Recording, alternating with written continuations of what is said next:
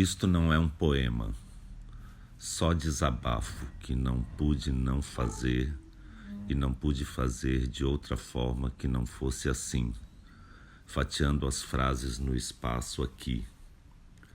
Hoje eu vi aterrorizado um artista assassinado, Modo Katendê, mestre de capoeira, autor do Badauê, por conta de uma divergência política num bar da Bahia. Depois corri o dedo sobre a tela e vi e ouvi arrepiado Luiz Melodia, também negro e compositor, também com o cabelo rastafari como a vítima do post anterior, cantando No Coração do Brasil e repetindo muitas vezes esse refrão, no coração do Brasil, no coração do Brasil que tento sentir pulsar ainda, entre a luz de Luiz e a treva desse buraco vazio que não pulsa mais no peito de Modo Katendê. E não existe amor em SP, ou no coração do Brasil, fraturado nesses dias brutos de coturnos chucros a chutar a cara de quem ama arte, cultura, educação, liberdade de expressão, diversidade, cidadania, solidariedade, democracia. Mas não se dá a mínima. O que importa é se subiu a bolsa, caiu o dólar, se todos vão prosseguir seguindo docilmente para o abismo, nessa insanidade coletiva em que o Brasil nega qualquer Brasil possível, cega qualquer futuro possível, e o ódio, o horror e o ódio e nada que se diga faz sentido mais.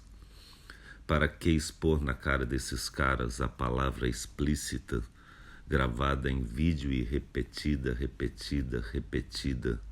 do seu mito, dizendo: eu apoio a tortura, eu defendo a ditadura, eu vou fechar o Congresso, não servem nem para procriar. Não te estupro porque você não merece. A gente vai varrer esses vagabundos daqui. O erro foi torturar e não matar. Viadinho tem que apanhar, etc, etc, etc, etc e tudo mais que repete incansavelmente há anos ante câmeras e microfones. Para que mostrar de novo e de novo o mesmo nojo, se é justamente por isso que o idolatram? E sempre haverá os que vêm disfarçar, dizendo: estamos entre dois extremos. Sim, mas veja a Venezuela. É para acabar com a corrupção. Nós queremos segurança, ou não é bem assim. Enquanto constatamos cada vez mais que sim, é assim mesmo, é assim que é. Mas como li por aí, como explicar a Lei Rouanet para quem ainda não assimilou a Lei Áurea? Ou como explicar a Lei da Gravidade para quem ainda crê que a Terra é plana? E querem defender sua ignorância com dentes e garras. Querem matar, atirar, vingar a quem? Em nome de quem? Pátria, família, propriedade, segurança? Se nessa seara não há direitos nem respeito, ensino ou dignidade, só horror e ódio, ódio e horror. As palavras perdem a clareza, os valores perdem o valor, a vida perde o valor. Marielle remorta, remorrida, rematada, por sua placa rompida, rasgada, desonrada, pelas mãos truculentas de brutamontes prepotentes, com suas camisetas estampadas com a face do coiso, que redemonstra sua monstruosidade quando vende em seus próprios comícios camisetas de outro ultramonstro ustra, aquele que além de torturar levava crianças para verem suas mães torturadas. E esses mesmos abomináveis que diante de uma claque vergonhosa se orgulham de terem rasgado as placas com o nome Marielle Franco, estão sim, agora eleitos, satisfeitos, mas não saciados de todo o sangue de inocentes que há de correr só por serem diferentes, excitando em outros o desejo de exercer seu obscuro poder de milícia, polícia, esquadrão da morte, e o anúncio da rocinha metralhada como solução, a barbaridade finalmente institucionalizada como diversão, o Brasil finalmente sem coração. Fora da ONU e dos acordos internacionais pelo meio ambiente, sem controle de sensatez ou mentalidade, sem limite humanitário. Não vai ter ONG, não vai ter ativismo, não vai ter mimimi. Bradam cheios de si e de ódio, criminosos contra o crime, opressores pela família, amorais pela moral. Apesar de todos os alertas da imprensa internacional, de esquerda, de centro, de direita, só não vê quem não quer a tragédia anunciada, divulgada não como boato, mas escancaradamente enquanto empoderados pelo discurso de ódio, de horror e ódio, seus eleitores já saem pelas ruas dando tiros e gritos, enxurradas de fakes, suásticas nazistas gravadas com canivete na pele da menina que usava ele não estampado na blusa. E a promessa de violência desmedida se concretizando antes mesmo de começar o segundo turno. E nem 1 centímetro de terra para os índios, e nem um pingo de direitos civis ou humanos. E a volta da censura e o ódio, o horror e o ódio, para encerrar de vez o sonho de uma nação que tem a chance de dar ao mundo sua contribuição original, agora fadada a repetir o que de pior já houve na história. Sem história agora, sem Museu Nacional, nem cultura, nem educação. Abolir filosofia e arte.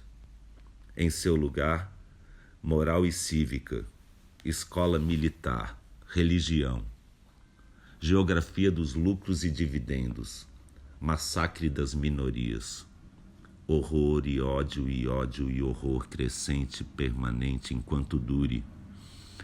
Pois ninguém larga o osso assim tão fácil depois de um golpe, que precisa parir outro golpe ou autogolpe alimentado por todas as fakes e facas contra as costas de artistas como Moa.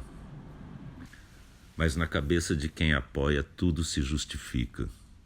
O fascismo, a tortura dos presos, o sumário julgamento sem júri, autorização dada à polícia para matar, e o ódio aos pobres, as blitzes ostensivas, a guerra declarada dos que aceitam assassinos para combater bandidos. Se tudo está invertido mesmo, pobre elegendo milionário pelo avesso e ao contrário, então se autoriza a sórdida barbárie dos fortes contra os fracos. Algo está muito doente no Brasil, no descoração do Brasil, que mente, se omite, agride, regride, para avançar sem freios em direção ao fascismo, seguindo a música hipnótica do ódio, horror e ódio, pregados em igrejas em nome de Deus e de Cristo. Só desamor em nome de Cristo, violência e brutalidade em nome de Cristo, armas e tortura e preconceito em nome de Cristo, de Deus e de Cristo. Armar a população para metralhar os adversários, os diferentes, os miseráveis, os favelados, os do outro lado, os que se manifestam ou contestam ou pensam de outra forma, ou se vestem de outra cor, ou têm outra cor, ou qualquer pretexto que se crie para espalhar o ódio, o horror e o ódio. Do machismo ao estupro, da mentira ao linchamento, do homicídio ao genocídio. Tinha que ter matado pelo menos 30 mil. Já sem democracia, palavra vazia em boca de quem compactua, e não são poucos, pensando ser possível alguma forma de neutralidade nesse momento. Como Pilatos lavando as mãos, a chamada mídia tenta fazer média, ao dizer que os dois lados são igualmente extremistas e perigosos. Mas então onde estavam nos últimos 3 mandatos e meio, antes do pesadelo Temer? Estavam numa ditadura comunista e não sabiam? Na verdade, todos sabem muito bem que o extremismo vem de um só lado, que quer se eleger para acabar com eleições.